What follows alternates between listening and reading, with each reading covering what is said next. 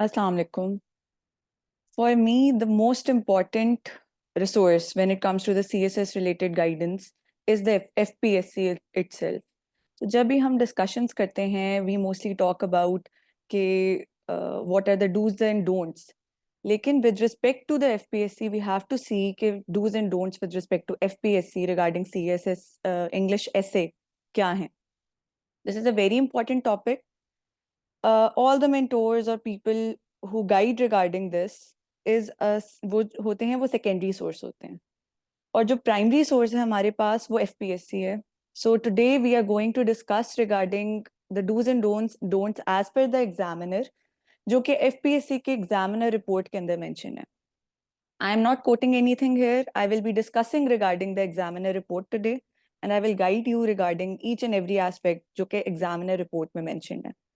तो वही है हमारे डूज और डोंट्स कि ये चीज हमने करनी है और दूसरी चीज को अवॉइड करना है. आई होप कि whoever wants to understand the essay writing, CSS essay writing और बहुत ज़्यादा इससे रिलेटेड जो myths हैं वो एग्जामिनर रिपोर्ट ही ब्रेक कर सकती है. And this is a very essential tool for anyone who wants to learn कि इस पेपर के अंदर या किसी भी एग्जाम इन CSS आपने उसको पास कैसे करना है और फेल होने वाला क्राइटेरिया अगर आपको किसी भी एग्जाम का पता चल जाए तो आप उसको पासिंग क्राइटेरिया में उसको शिफ्ट कर सकते हैं. तो आज जो हम सारी चीजें डिस्कस करेंगे that will be regarding the examiners point of view. इसके अलावा ये है कि when I was preparing I got to know about this examiner report letter in time क्योंकि इससे रिलेटेड बहुत कम डिस्कशंस की जाती हैं और वैसे ही हमें डिफरेंट डिफरेंट आइडियाज मिल रहे होते हैं कि these are the things we have to do. However, the explanations regarding this examiner report is ये बहुत एक ऐसी चीज़ है जो rarely available है. So today we are going to discuss this thing and I hope it helps anyone जो कि इस examiner report को समझना चाहता है. This is something जो कि आप लोगों को help करेगी अगर आपने कोई भी subject prepare करना है ना उसकी examiner report पहले आप syllabus देखें. I always highlight 3 things for the people who are preparing for CSS. The first thing is the syllabus. Go through that. ठीक है उसको प्रिंट करके अपने सामने अपनी टेबल पे रख लें एंड गो थ्रू दैट. आप लोगों के पास एक चेकलिस्ट है वो and that checklist will define कि आपका कितना हद तक सिलेबस कवर हो रहा है and what is the orientation you are going towards. ये चीज़ अपने पास फाइनल आप लोगों के पास होनी चाहिए कि syllabus is the most important tool. उसको अपने सामने प्रिंट करके रखें and make that your checklist. Second thing is the most important is जो आपकी essential है that is the past papers. ठीक है past papers को आपने उनको भी side by side अपने पास print करके रख लें and go through those. वो आपको dimensions बताएंगे कि आपने किस तरह से prepare करना है paper. And the third most important tool is the examiner report. ये हर साल की जो exams होते हैं उसके बाद publish होती है और ये FPSC की website पे itself available है and anyone can access it. ठीक है. So today we are going to discuss regarding the examiner report of English essay. ठीक है इसके अंदर बहुत मैंने पिछली 2 वीडियोस के अंदर थोड़ी सी बेसिक गाइडलाइंस दी थी रिगार्डिंग द पास्ट पेपर्स और पास्ट पेपर्स के अंदर किस तरह के क्वेश्चंस आते हैं. क्वेश्चन के अंदर उन्होंने जो नोट्स दिए होते हैं जो आपका क्वेश्चन पेपर होता है उसमें नोट्स होते हैं और उसके ऊपर क्या चीज़ें लिखी हुई हैं those are very important to read. ठीक है एंड देन हमने डिस्कस किया था where do you have to start from if you are a beginner. तो आपने स्टार्ट कहाँ से करना है. अभी by the end of this video we will have a revision और उसको भी हम एक दफ़ा देख लेंगे कि आपने कैसे अपनी प्रिपरेशन को कंटिन्यू करना है. Because this is I believe this is a very important lecture for anyone जिसने एग्जामिनर रिपोर्ट को समझना है. So let's begin and we will start with the examiner report of 2014. अब यहाँ पे आपके पास एक पैराग्राफ लिखा हुआ है और ये एग्जामिनर ने अपना पॉइंट ऑफ व्यू बताया है regarding that exam. I have created a summary for all of you. अब यहाँ पे वो कहते हैं if we see the examiner report first तो यहाँ पे if you read these things तो यहाँ पे performance of the candidates in terms of their conceptual linguistic and writing. अब इसके अंदर उन्होंने जो आप लोगों के लिए पॉइंट्स कहे हैं ना इसके अंदर यहाँ पे इवैल्यूएशन आप लोगों की इन चीज़ों की हो रही है लिंग्विस्टिक एबिलिटीज की. ठीक है कॉन्सेप्चुअल क्लैरिटी की सारी इवैल्यूएशन हो रही है. लेकिन द कॉमन ट्रेंड इज कि स्टूडेंट्स के पास, जो कैंडिडेट्स हैं, उनके पास कॉन्सेप्चुअल क्लैरिटी नहीं है. They have shallow knowledge of subject with respect to the topic, और इसके अलावा ग्रामेटिकल मिस्टेक्स बहुत मल्टीपल हैं. तो जब ग्रामेटिकल मिस्टेक्स होंगी, जो आपकी बेसिक इंग्लिश है उसके स्ट्रक्चर्स में प्रॉब्लम होंगे, so how can examiner consider that a good paper? ये एग्जामिनर का पॉइंट ऑफ व्यू है, and you have to understand this thing first कि आपने अपने इंप्रूवमेंट किस किस चीज में लेके आनी. So shallow knowledge is not required. ठीक है, clarity, conceptual clarity is what is necessary. और ग्रामेटिकल मिस्टेक्स तो एक्सेप्टेबल है ही नहीं, और ये अक्सर एग्जामिनर रिपोर्ट सिर्फ ऐसे में नहीं, हर एग्जामिनर रिपोर्ट में ये वाली बात लिखी हुई है कि स्पेलिंग मिस्टेक्स, ग्रामेटिकल स्ट्रक्चर के errors. So I often recommend, जो कैंडिडेट्स हैं उनको आई ऑफन रिकमेंड कि आप स्टार्ट करें by starting by preparing for the exam of English precis. वो आपके ग्रामेटिकल जो एरर्स है ना, उनको बहुत अच्छे तरीके से आपकी इंप्रूवमेंट आना शुरू हो जाती है gradually. So you can start preparing. The CSS journey starts from that exam basically, और वो आपको हर सब्जेक्ट में हेल्प करता है. तो ग्रामेटिकल मिस्टेक्स नहीं होनी चाहिए, इनअप्रोप्रिएट चॉइस ऑफ वोकैबुलरी नहीं होनी चाहिए. देयर इज अ मिथ कि बहुत हाई फ्रीक्वेंसी या बहुत ही आपने GRE की वर्ड लिस्ट यहाँ पे लिखनी है, और आपने कोई बहुत, इफ यू गिव इस तरह के अगर आप वर्ड्स वहाँ पे लिखेंगे जो कि बहुत ही हाई फ्रीक्वेंसी हैं या वेरी डिफिकल्ट वोकैबुलरी है, then you can pass. It is not like this. You have to use the correct English. You have to write the correct grammar in your paper. तो जो choice of vocabulary, it is important. वो कोई भी paper हो, choice of vocabulary important होती है. If you don't know the meaning of that word, या अगर आपको मीनिंग पता और उसको सेंटेंस में यूज करना नहीं आता, तो it is not recommended to use that. Correct चीजों को यूज करें, इनकरेक्ट चीजों को ना यूज करें. और स्टीरियोटिपिकल आंसर्स जो हैं, जो हर कोई उस तरह की चीज प्रोवाइड करे. स्टीरियोटिपिकल में क्या बात आती है, अभी आगे हम और इस चीज को इन डिटेल देखेंगे कि क्रैम नॉलेज को एग्जामिनर डिस्करेज करता है. अब वो क्रैम नॉलेज क्या चीज होती है? क्रैम नॉलेज वो होती है जो आपको हर जगह से रेडिली अवेलेबल है, जो नॉलेज आपको किसी ना किसी गाइड बुक से मिल जाएगी. That is discouraged and that is not recommended at all. और वो हर जगह पे, हर एग्जामिनर रिपोर्ट में एग्जामिनर ने यही बात लिखी हुई है कि क्रैम नॉलेज नहीं चाहिए. उनको आपकी कॉन्सेप्चुअल क्लैरिटी चाहिए. उनको शेलो नॉलेज नहीं चाहिए, उनको आपके आइडियाज चाहिए. So we will be discussing gradually. जब हम 2019 की रिपोर्ट पे भी जाते हैं तो आप लोगों को उसमें बहुत अच्छे तरीके से आइडिया होगा कि what is the examiner demanding from the candidates. Many people wrote isolated sentences rather than cohesive paragraphs. तो isolated sentences और cohesive paragraphs का जो तरीका है वो ये है कि ट्रांजिशंस होते हैं. You have to create a connectivity between each and every paragraph. Transition paragraph होता है, या आपने अगर ट्रांजिशन क्रिएट करना है, देर आर सम थिंग्स, जैसे आप साइन पोस्टिंग क्रिएट करते हैं, आप ट्रांजिशन क्रिएट करते हैं कि आपने बताना है, you are indicating the reader that you are starting a new idea for example, और connectivity with the previous passage. हर चीज आइसोलेशन में नहीं होगी, आपकी कनेक्टिविटी इज इंपॉर्टेंट. इसी तरह से correct and relevant vocabulary, as I have already mentioned, और it has to be relevant to the topic, the topics and the statement which is given to you. So keep these things in your mind. Then we have the examiner report of 2016. इसके अंदर भी examiner का यही point of view है कि जो performance है candidates की, इट इज अनसेटिस्फैक्ट्री, और बहुत ज्यादा लोग जो हैं वो इसमें फेल हुए हैं, क्योंकि आइडियाज जो प्रेजेंट किए हैं कैंडिडेट्स ने, दोज आर रैंडम. अब रैंडम आइडियाज क्या होते हैं? जिस तरह से अभी हमने देखा कि एक तो कोहेसिव पैराग्राफ्स हों, आइसोलेटेड सेंटेंसेस ना हो. रैंडम आइडियाज का ये मतलब है कि आपसे जो पूछा जा रहा है, आप उसको एक सीक्वेंस में डेवलप करें. सीक्वेंस ऑफ थॉट होना चाहिए. आपकी राइटिंग में आपकी थॉट विजिबल होती है, that how are you thinking. So keep this thing in mind that the ideas are not to be random, haphazard way में चीजों को ना प्लेस करें. Keep it in a logical sequence. ठीक है.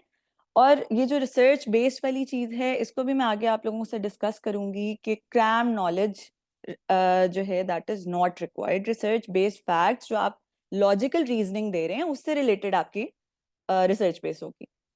I mentioned this in the previous video also, that there is a difference between writing an essay और जो चीजें आप रिपोर्ट्स में लिखते हैं, या एक जर्नलिस्ट और एक राइटर जो एक इंग्लिश ऐसे लिख रहा है या CSS का ऐसे लिख रहा है, उसमें डिफरेंस है. You don't have to create reports there. आप रिपोर्ट्स नहीं वहाँ क्रिएट करें, आप एक ऐसे लिख रहे हैं. So there is a difference between these two, and keep in mind कि आपने वहाँ पे एग्जामिनर को सेटिस्फाई करना है according to these requirements. Examiner ने आपको सारी बातें बता दी हैं, and these are the things you have to carry forward. इसके अलावा ये है कि कोहेरेंस और क्रिएटिविटी नहीं है। This is what the examiner is saying कि कोहेरेंस एंड क्रिएटिविटी। अब आप लोगों को रेपिटेशन ऑफ आइडियाज नजर आ रहे होंगे 2014 की रिपोर्ट में और 2016 की रिपोर्ट में, और ग्रेजुअली जब हम आगे जाते जाएंगे आप लोगों को उसमें भी ये चीजें नजर आएंगी।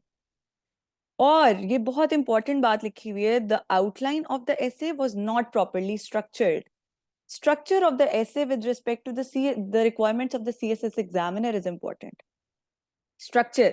अब स्ट्रक्चर की बात उन्होंने कर दी, उन्होंने आगे इस बात को एक्सप्लेन किया है कि इस आंसर स्क्रिप्ट के अंदर जो एस्पेक्ट्स उन्होंने आउटलाइन में मेंशन किए थे उन्होंने वो ऐसे में मेंशन नहीं किए। तो अब ये चीजें होती हैं कि आपके आउटलाइन का स्ट्रक्चर अगर करेक्ट होगा आपके पैराग्राफ्स ऑटोमेटिकली करेक्ट होंगे। पैराग्राफ लिखने का तरीका सीखें सबसे पहले, ठीक है। I mentioned this in the previous video that start writing from a sentence.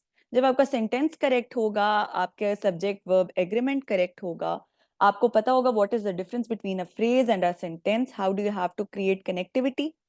आप लोगों को पैराग्राफ लिखने का तरीका पता होगा। Paragraph is a mini essay.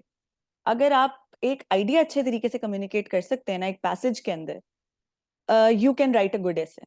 So start writing a sentence first and then move towards a paragraph and then move towards writing an essay. Outline की practice करें और आउटलाइन की स्ट्रक्चरिंग प्रॉपर करें, और उन्होंने आगे बता दी कि स्ट्रक्चरिंग का मसला क्या है। सो keep this thing in your mind. यही वाली बातों को मैंने आप लोगों के लिए एक समरी की फॉर्म में उन्हीं आइडियाज को यहाँ पे कम्युनिकेट कर दिया है कि प्रॉब्लम्स क्या हैं और परसेप्शन क्या था एग्जामिनर का, वो अनसेटिस्फैक्ट्री था। Then we have the examiner report of 2017, और उसमें भी जो उन्होंने बताया फर्स्ट सेंटेंस में दे टोल्ड कि क्या चीज चेक हो रही थी, आर्गुमेंटेशन, कंटेंट, लैंग्वेज और आपकी इंटेलेक्चुअल कैपेबिलिटीज चेक हो रही हैं इन दिस एग्जाम।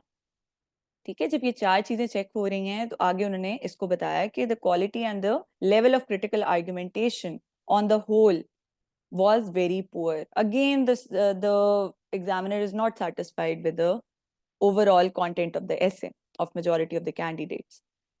इसके अलावा उन्होंने कहा है कि majority of the candidates were unable to identify the dormant contention in the topics, और इसके अलावा उन्होंने पेपर में जो कंटेंट लिखा that is inadequate and irrelevant. So you have to stay relevant to the topic. जो मैंने आप लोगों के लिए एक वीडियो क्रिएट की थी that was regarding identification of the command words and keywords.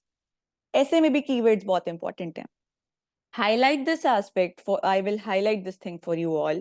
Whoever is listening, I hope this benefits in any way possible कि जो keywords हैं जो आपके essay की statement पे उन्होंने दिए हैं, those are very important. अगर आपने उनको correct तरीके से identify कर लिया है, then you can write a correct essay. ठीक है, उन्होंने अगर कोई specific बात की है उस sentence, उस statement के अंदर, you have to use that in your outline, in your essay. As it is, keyword को कभी चेंज ना करें, वो वैसे ही यूज होता है। Keyword is very important, identify that wisely. वही आपको बताएगा कि do you have to take a stand और do you have to define that as it is. उसको आगे आपने डिस्क्रिप्टिव फॉर्म में लेके जाना है या आपने कोई स्टैंड लेना है इसमें। I explain this thing in the previous video also. इसके अलावा ये है कि इंग्लिश लैंग्वेज ही गलत है। ठीक है, ये सबसे ज्यादा प्रॉब्लम एक चीज क्रिएट करती है, और ये हम पिछली एग्जामिनर रिपोर्ट्स में भी डिस्कस कर चुके हैं कि इंग्लिश लैंग्वेज से सबसे ज्यादा मसला है एग्जामिनर को कि उसमें वो करेक्ट क्यों नहीं है लोगों की। ठीक है, सेंटेंस स्ट्रक्चर ही नहीं ठीक। That is why I recommend you all to start writing a sentence first, a correct sentence first. Grammatical errors, spelling mistakes, ये तो बिल्कुल एक्सेप्टेबल ही नहीं है ना। आपका ऐसे के अंदर ये वाली चीजें, these are not acceptable, so avoid these as much as you can. इसके अलावा ये है कि जो कैंडिडेट्स हैं they are unable to understand और grasp the topic of the essay. अब वो टॉपिक ऑफ द एसे अगर वो अंडरस्टैंड नहीं कर रहे, उस डायरेक्शन में नहीं लेके जा रहे उस टॉपिक को जिस डायरेक्शन में वो रिक्वायर्ड है, if the question statement says democracy and illiteracy cannot move together, so they are linking two ideas simultaneously. They are not talking about democracy as such कि आप वहां पे democracy लिखना शुरू कर दें। You have to link these two ideas. ठीक है, तो ये सारी चीजें होती हैं when you know how to identify the keywords properly, when you know how to link those keywords properly. आपकी अगर outline और paragraphing ठीक है ना, there is no chance that you can write कि आप कोई गलती करेंगे अपने essay के अंदर। So Practice these things first. Write a paragraph. Paragraph is a mini essay. I will again say this कि वो आपका correct होगा. You know how to write a topic sentence and then move towards the supporting argument related to that. So that will give you an edge. और transitions create करनी आती हूँ आपको कि आपने एक कनेक्टिविटी क्रिएट करनी है, आपके सीक्वेंस ऑफ थॉट उसमें विजिबल हो, आपकी ट्रांजिशंस उसमें विजिबल हो, रीडर आइडेंटिफाई कर सके कि कहाँ कौन सा आइडिया खत्म हो रहा है और दूसरा आइडिया स्टार्ट हो रहा है. Again, this is a summary of whatever we have discussed, and now coming towards the examiner report of 2018. इसमें एग्जामिनर ने कहा है कि जो सब्जेक्टिव अप्रोच के टॉपिक्स हैं उसमें कंपैरेटिवली कैंडिडेट्स की परफॉर्मेंस वाज बेटर. लेकिन जो इस तरह के टॉपिक्स हैं, on the other hand, in the topics that were objective in nature, उसके अंदर क्रैम नॉलेज, डल मोनोटनी और रेपिटेशन ऑफ स्टीरियोटिपिकल इंफॉर्मेशन जो है वो कैंडिडेट्स ने दी हुई थी.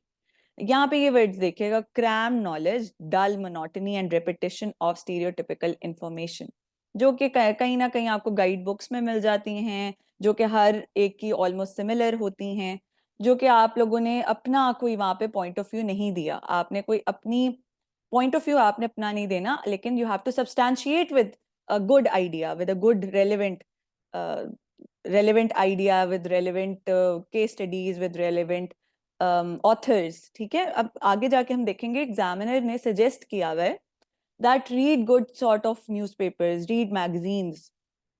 और हम जो हैं as the education system suggest us कि हम क्रैम नॉलेज पे बहुत ज़्यादा एम्फेसिस करते हैं और ऐसे के पेपर में क्रैम नॉलेज ही डिस्करेज्ड है. ये आप लोगों की बात माइंड में होनी चाहिए that we don't have to use cram knowledge there. आपने जो ऐसे क्रिएट करना है that is created in the exam hall, keeping in view the जो आपको स्टेटमेंट दी हुई है. You have to identify the keywords properly and then create an essay out of it. तो इसकी आप स्किल डेवलपमेंट करें. इसकी रट्टा नहीं लगाना, ऐसे का कभी रट्टा नहीं लग सकता. ऐसे जो है it is created, it is a skill that you develop gradually. तो इस स्किल डेवलपमेंट पे काम करना है आप लोगों ने. कैंडिडेट्स जो हैं उनको कॉम्प्रिहेंसिव ऐसे के एसेंशियल टूल्स ही नहीं पता. कॉम्प्रिहेंसिव क्या होता है? I have explained this in the previous video कि कॉम्प्रिहेंसिव ऐसे आपने क्रिएट कैसे करना है. एक डायमेंशन नहीं लेनी शुरू कर देनी. जो आप लोगों से पूछा जा रहा है उसके अगर मल्टीपल एस्पेक्ट्स निकलते हैं, डिस्कस दोस. कॉम्प्रिहेंसिव बनाएं उस बात को. और उनको राइटिंग की फॉर्म्स ऑफ राइटिंग ही नहीं पता, और उनको ये नहीं पता कि डिफरेंशिएट हमने कैसे करना है. अब वही वाली बात जैसे मैं कह रही हूँ कि you don't have to write a report there, you have to write an essay. ये वाली चीजें you have to keep this thing in your mind. और एग्जामिनर की जो रिक्वायरमेंट्स हैं, you have to fulfil those. और यही रिक्वायरमेंट्स हैं जो हमें एफपीएससी ने प्रोवाइड किए हुए हैं थ्रू दीज थिंग्स. जो हमारे पास 3 एसेंशियल टूल्स हैं, I have communicated those 3 essentials already. Now this is a very good analysis 2019 की रिपोर्ट. ये बहुत ज़्यादा उन्होंने सारी डिटेल्स इस एक एनालिसिस में दी हुई हैं. ये ज़रा आप देखिएगा, यहाँ पे एक उन्होंने बात भी मेंशन की हुई कि जो हमारा एजुकेशन सिस्टम है दैट बेसिकली इनकरेजेस कि हम लोग सिंगल लाइन आंसर्स और चॉइस ऑफ करेक्ट वर्ड्स जो एमसीक्यूज के थ्रू हम उनको ज़्यादा फोकस कर रहे होते हैं instead of creativity, instead of a visionary approach. तो एग्जामिनर ने उस चीज़ को भी डिस्करेज किया है कि आपके यहाँ पे विजनरी अप्रोच रिक्वायर्ड है. ठीक है, और उन्होंने आगे सजेशन दिया है कि न्यूज़पेपर, मैगजीन्स, इस तरह की चीजें आप पढ़ेंगे तो आपके अंदर वो वाली एबिलिटीज क्रिएट होंगी. There is no chance if you read good content आप गुड कंटेंट प्रोड्यूस ना कर सकते हो. तो न्यूज़पेपर्स जैसे for example if you read articles, you read जो ओपिनियन और एडिटोरियल्स आते हैं, they are written in a very good way. और जब आप उनको पढ़ते हैं आपका एक्सप्रेशन ऑटोमेटिकली इंप्रूव होता है. You start writing like that. तो आपको एक्सप्रेशन अच्छा चाहिए, वोकैबलरी या आपको बहुत हाई फाई वर्ड्स नहीं चाहिए, वहाँ जीआरई की वर्ड लिस्ट नहीं चाहिए. You need good expression. Good expression क्या होता है कि अगर आप डॉन के एटलीस्ट वंस अ वीक की आप लोग अगर आर्टिकल्स पढ़ना शुरू कर देना, you will see the difference कि आप लोगों का राइटिंग एक्सप्रेशन अच्छा होना शुरू हो जाएगा. वो राइटिंग एक्सप्रेशन के अंदर चीज आना शुरू हो जाती है. This help me in my personal journey. बाकी it is up to you if you want to read magazine, you want to read just the books, it is up to you. It is not ये hard and fast चीज नहीं है कि हर किसी ने ये चीज करनी होती है. It depends and every one has to design the journey by him or herself. No one can do that for you. तो अब इनकी समरी देख लेते हैं.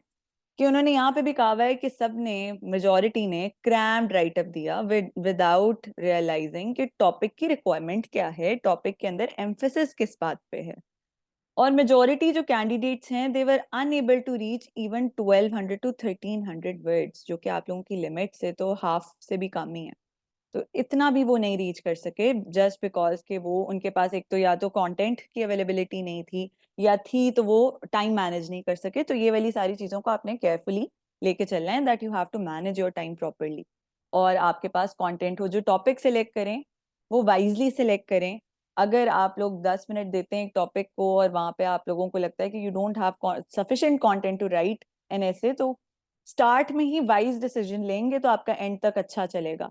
स्टार्ट में ही आपने गलत डिसीजन ले लिया तो you have to carry that, और फिर वो स्टार्ट के डिसीजन जो है वो फिर आपको ऐसे में पास के फेल करा रहा होता है। तो आपने स्टार्ट में ही अच्छा डिसीजन लेना है। Whichever topic you select it wisely. In my attempt I shortlisted 2 to 3 topics first. 3 topics में से मैंने एक फिर वापस किया, मैंने कहा नहीं, I can not write on this. Then मैंने 2 टॉपिक सिलेक्ट किए और उसके अंदर से मैंने कंपैरेटिव एनालिसिस किया, now which topic is better to attempt, और फिर उसमें से I selected one. And this was what I did in 2 to 3 minutes. सारे टॉपिक्स पढ़ने के बाद, सारे टॉपिक्स एक दफा पढ़ के, उसके बाद सेकंड पे मैंने 3 टॉपिक्स शॉर्टलिस्ट किए and then I selected one. और इसी तरह से आप करें कि अपने एनालिटिकल माइंड को टॉपिक सिलेक्शन में भी यूज करें। उसके अलावा रेडीमेड मटेरियल को अवॉइड करें। वही वाली बात, क्रैम नॉलेज जो रेडीमेड मटेरियल है that is not to be used. ठीक है, जो आपका वहां पे क्रिएटिविटी होगी दैट इज रिक्वायर्ड। लेकिन you have to substantiate your argument with relevant examples, with relevant people, with relevant authors. ठीक है, ग्रामेटिकल एरर्स नहीं करने। इसी तरह से mistakes with respect to subject verb agreement, ठीक है, वर्ब टेंस। इसी तरह से आपकी जो डिफरेंट वर्ब रिलेटेड या आपके ग्रामर रिलेटेड, पंक्चुएशन रिलेटेड जो मिस्टेक्स हैं उनको ज़्यादा से ज़्यादा अवॉइड करेंगे, तो that will give you an edge. It is better to practice these things. एक बुक है that is a very good one to exercise these. अगर आपके बेसिक ग्रामेटिकल एरर्स हैं तो उनको आप इम्प्रूव करने के लिए English grammar in use by Raymond Murphy, ये आप लोगों की प्रेसी के अंदर भी रिकमेंडेड बुक है। अगर आप उसको, उसके अंदर से जो आप लोगों को लगता है मेरा वीक एरिया, उसका सिर्फ वो वाला पेज प्रिंट कर लें और उसको सॉल्व करने की कोशिश करें। With the passage of time you will improve.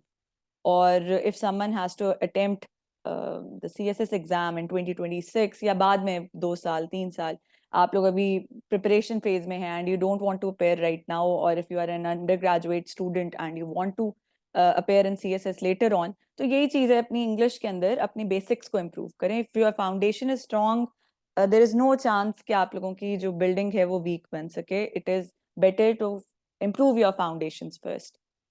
Then we have reading, जो एग्जामिनर ने रिकमेंड की है कि आपने अपने लैंग्वेज को इम्प्रूव करना है, अपने राइटिंग एक्सप्रेशन को इम्प्रूव करना है। एक यहाँ पे 2 चीजें यहाँ पे बहुत अच्छी मेंशन्ड हैं, वो जरा देखिएगा। Stock of similar material, quotes and examples. अब सारों ने एक जैसी एग्जांपल्स, कोट्स, मटेरियल लिखा हो तो पता चल जाता है कि किसी ना किसी बुक से कॉपी पेस्टेड है, या ये याद करके आए हुए थे तो वही प्रोड्यूस कर दिया। ठीक है, reflect consulting easily available resources. जो रिसोर्सेज इधर उधर अवेलेबल हैं आप उनसे कंसल्ट कर रहे होते हैं और आप ऐसे बस याद करके जा रहे होते हैं, that is not what is required. ठीक है, ओरिजिनल थिंकिंग उनको चाहिए, आपकी क्रिटिकल इवैल्यूएशन चाहिए, आपकी strength in terms of your discussion is required. So keep in mind कि आपने यहाँ वहां पे पेपर में ये वाली सारी एबिलिटीज वहां शो करनी है। And how can you do it? By developing that skill, by practising more and more. हर रोज या वीकली या 2 डेज के बाद एक दफा जरूर अपने ऐसे की प्रैक्टिस करें। ऐसे इज व्हाट इज समथिंग जो कि आप ग्रेजुअली सीखेंगे। डोंट थिंक लाइक दिस कि मेरे पास अभी कंटेंट नहीं है, I can not write an essay right now. मैं जब कंटेंट होगा दिसंबर के एंड में, जब मेरे पास इतना कंटेंट होगा तब मैं ऐसे लिखूं। It is not a good approach. Start writing essay from the day you, from the day जब आपके पास 1 महीना 2 महीना आप सीएसएस की जर्नी के अंदर आ चुके हैं, 2 महीने गुजर गए हैं, अब आप ऐसे लिखना शुरू कर दें। इसकी स्किल डेवलपमेंट है, ग्रेजुअली आपके पास कंटेंट भी आता जाएगा, लेकिन उस स्किल को डेवलप करें। This is what I did in my journey. बाकी it all depends upon you and your strategies. इसके अलावा good language, originality of thoughts, in depth knowledge, critical thinking, ये सारी चीजें एग्जामिनर को रिक्वायर्ड हैं। इसके अलावा फ्लॉलेस लैंग्वेज, ठीक है, आपका एक्सप्रेशन सही हो, करेक्ट और अप्रोप्रिएट वोकैबुलरी हो, ये सारी चीजें एग्जामिनर को रिक्वायर्ड है, जिसके अंदर आपकी कोहेरेंस, कोहेजन, क्लैरिटी, कैंडिडनेस और कॉम्प्रिहेंसिवनेस, ये जरा आप लोग ना हाईलाइट कर लीजिएगा वर्ड्स, और इन वर्ड्स को जरा गौर से देखिएगा कि एग्जामिनर की ये रिक्वायरमेंट्स हैं। तो 2019 वाली रिपोर्ट हमें बहुत कॉम्प्रिहेंसिवली वो आइडिया दे देती है। ये सारी चीजें जितनी मैंने बताई हैं, I am not speaking these, ये सारी आप लोगों के पास ऑलरेडी अवेलेबल हैं, आप डाउनलोड भी कर सकते हैं वेबसाइट से। सो this is what I have summarised for you all. अब यहाँ पे उन्हीं चीजों की मैं आगे फर्दर समरी बता देती हूँ। रेलेवेंस, स्ट्रक्चर जो अभी हमने डिस्कस किए हैं, ये सारी उसकी एक लिस्ट है आप लोगों के पास। इस चेकलिस्ट को आप लोग अपने लिए यूज कर सकते हैं whenever you are preparing। Paragraph की ट्रांजिशन, ठीक है, काउंटर व्यूइंग द आर्ग्यूमेंट, उसके बाद आपने आर्ग्यूमेंट को कैसे, how do you have to tackle that. Then again, we have comprehensiveness, clarity, cohesion, coherence, logical organization of ideas. Quotation, when used, must be placed at a relevant place. और उसका तरीका है लिखने का, you have to write it like that. ऐसे का paper और बाकी पेपर जो हैं, they are different. Consider those different.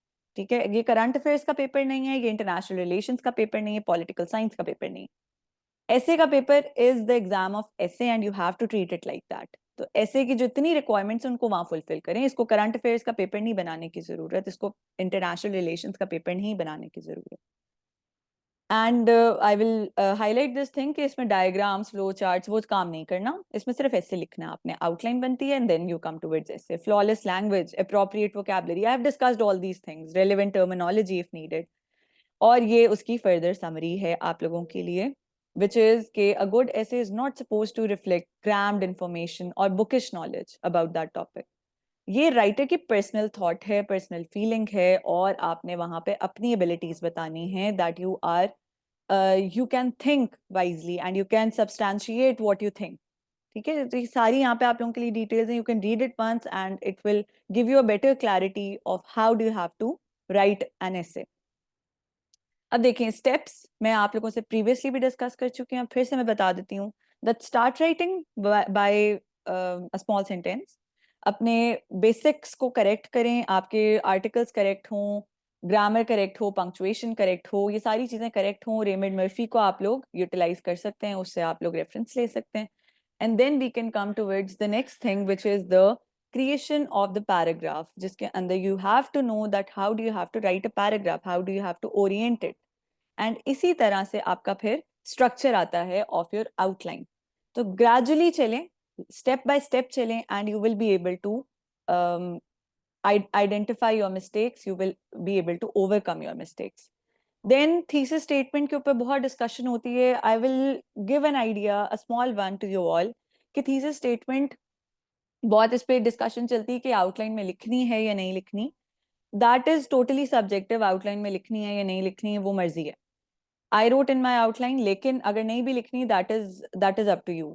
अगली चीज ये है कि थीसिस स्टेटमेंट की लॉजिक क्या है। Thesis statement is a part of your introduction. तो अगर आपने आउटलाइन में नहीं लिखी तो आप लिखेंगे तो सही ना, इंट्रोडक्शन में तो लिखेंगे ही। तो अगर आपने आउटलाइन में लिख दी, you are telling your perception about that topic, और थोड़ी सी आप क्लैरिटी बिल्ड कर रहे हैं अपनी आउटलाइन के अंदर। लेकिन इंट्रोडक्शन का थीसिस स्टेटमेंट जो है वो इंट्रोडक्शन का एक पार्ट है, तो वहां पे तो ऐड होना ही है। एग्जामिनर ने अगर वहां नहीं पढ़ा तो आपके इंट्रोडक्शन में तो पढ़ ही लेना है, तो अगर लिख देंगे तो कोई मसला नहीं है। So write it anywhere you want, introduction का वो पार्ट है। ठीक है, इंट्रोडक्टरी पैराग्राफ का भी तरीका है लिखने का, it is not like the body paragraph which you are writing. तो इंट्रोडक्टरी पैराग्राफ के अंदर आप लिखते ही हैं। So this is what I can recommend and this is what I did.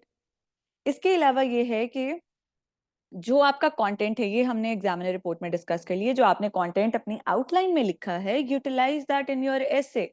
Don't skip any of the points mentioned there. ये आपका सारा कंपेयर हो रहा है कि आपने जो बातें कही हैं आउटलाइन में, क्या वो रिफ्लेक्ट हो रही हैं आपके एसे में या नहीं। So I will, this is the summary of whatever we have discussed. ये एक स्लाइड के अंदर उन सारी चीजों की समरी है। थीसिस स्टेटमेंट आई होप कि आप लोगों को क्लियर हो गई हो कि इस पे बहुत जो डिस्कशन चलती है, कंफ्यूजन चलती है। So I also got confused initially कि अच्छा मैंने लिखनी है या नहीं लिखनी, और लिखनी है तो कहाँ लिखनी है. So I this is what I have analyzed by the passage of time and I have communicated to you all. और इसके अलावा जो आपका content है उसका analysis हो रहा होता है by the comparison of your outline with the essay and the transitions you create. So keep in mind कि आप लोगों ने उनमें गलतियां नहीं करनी. I hope the lecture was beneficial and आप लोगों को कोई ना कोई आज आइडिया हुआ होगा regarding all those myths which prevail regarding the subject of essay. और बहुत ज़्यादा स्टूडेंट्स मुझसे रिक्वेस्ट भी कर रहे थे कि एसे से रिलेटेड एक और वीडियो की आप लोगों को ज़रूरत है, और ये बहुत कॉम्प्रिहेंसिव इन नेचर आप लोगों को आइडिया दे देगी कि ऐसे में what are the dos and don'ts. Thank you very much. अल्लाह हाफिज़.